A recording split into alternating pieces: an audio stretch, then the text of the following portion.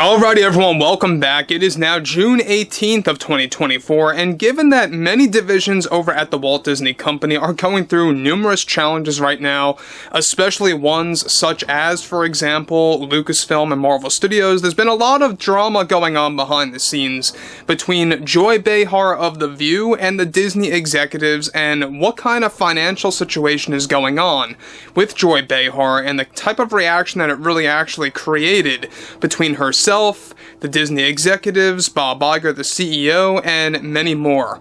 This is Mike Zero. Subscribe if you're new and like this video to see future updates. You can also follow me at Mike01. I thank you all so very much for the great and kind support. So I think it's very much fair to say that Joy Behar is by far one of the worst TV personalities on television right now, if not the worst TV show personality. And I will definitely say that The View deserves to be thrown off the air on ABC. Now look, we never are expecting that to happen in any, of course, near future in this instance, because ABC is run by Disney.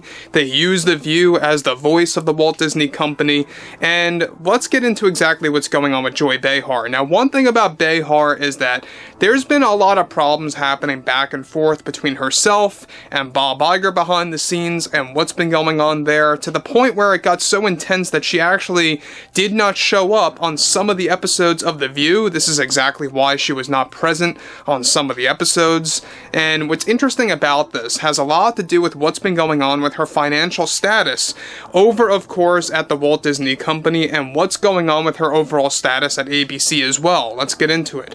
Now, with many divisions at the Walt Disney Company beginning to go through many budgeting cutbacks by Bob Iger, one major development now has much to do with Joy Behar of The View and the ongoing freakout that she has been having behind the scenes at Disney after her financial situation recently went downhill after many battles with the Disney heads. Now, one shocking turn of events is that it was recently made final by the Disney executives that Joy Behar will no longer be a part of the multi-million-dollar deal by Disney that was initially going to offer her a massive role in Toy Story 5 as one of the lead characters. It turns out that her role in Toy Story 5 for 2026 that she recently lost was going to be one of the major characters that would have given her roughly, get this, $8 to $9 million, more than what was previously known. The reason why Behar was booted from the Pixar project that was also going to promise her more roles in Pixar movies that would be considered Toy Story spin-offs, so to speak, also had to do with the fact that Behar was asking for millions of dollars more to be part of these movies, including Toy Story 5 as a voiceover actress. Behar was also promised a handful of pay raises for taking part in exclusive interviews with billionaires, specific actors and/or actresses, and even tech CEOs. All of those interview opportunities for Behar were also recently cancelled immediately after Behar was asking for millions of dollars more. That resulted in the Disney executives making their ultimate call to fire Joy Behar from various projects connected to Pixar and for those interviews that were also going to be organized with ABC, which is owned by Disney. Now, Behar is now already gathering a legal team behind the scenes to battle Disney, as she claims that she was promised to be given those voiceover roles for Pixar and even National Geographic on the Disney Plus platform. It turns out that project specifically also went south after Behar felt $5 million for her National Geographic gig was far too small of a margin as far as pay goes, and was asking for a whopping $11 million for her voiceover role for the National Geographic special that is planned to release in 2025. Behar reportedly claimed to the Disney executives that they were in the wrong to also cancel out her $5 million pay raise for The View that is now also no longer happening due to Bob Iger's cost-cutting measures that took place.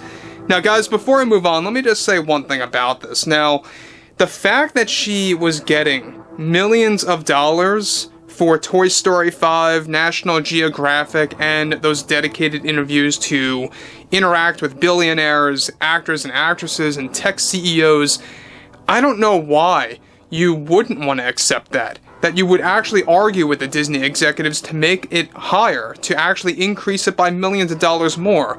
So by her creating those financial disagreements, those financial differences, so to speak, it ironically put her into a financial collapse, essentially, over at Disney and ABC. She's not getting her pay raises anymore. She's not getting any kind of a promotion at all as well over at ABC.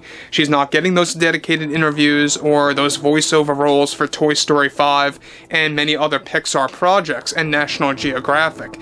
So altogether, this is actually leading to her losing tens of millions of dollars. We'll talk about that in just a second.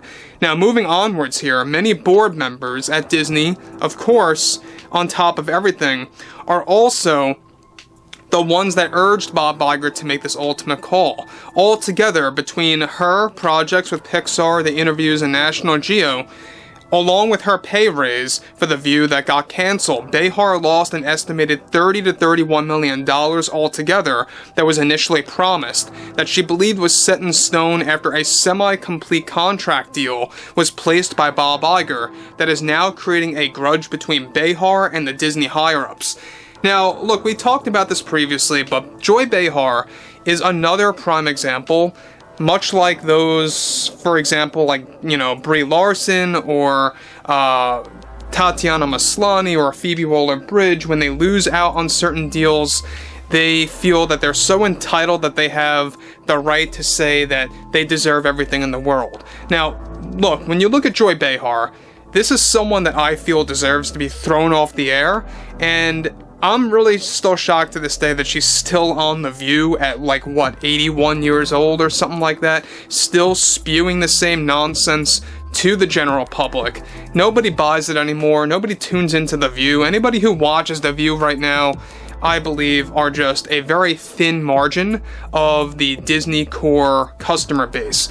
Now, looking at everything here, we know that Joy Behar losing out on roughly, like I said, $30 to $31 million between Nat Geo, Pixar, and the ABC exclusive interviews, altogether, you know, losing all of that, including the pay increase for The View. I think that she deserved every bit of it. Now, do keep in mind that a lot of this had to do with not just, of course, the financial differences, but also with Bob Iger's cost containment plan going into full effect with this third phase of the cost containment plan going active. So about that, the reason why Disney is engaging in all of these budgeting cutbacks had a lot to do with the 2023 box office failures and how that really took a very big effect on many of the Disney, you know, divisions, whether it's Marvel Studios, Lucasfilm, or any of the other companies that they own, for example, like ABC. There's a lot of things going on between Bob, the board, and other Disney executives out there. This is exactly why Bob plans to step down by 2026. I think it's far too much for him to even handle, and the fact that Joy Behar is taking legal steps in a desperate move to course correct her financial status at Disney, I think is just ludicrous. It's absolutely insane. I think if I were her, I would just walk away right now and call quits at 81 years old.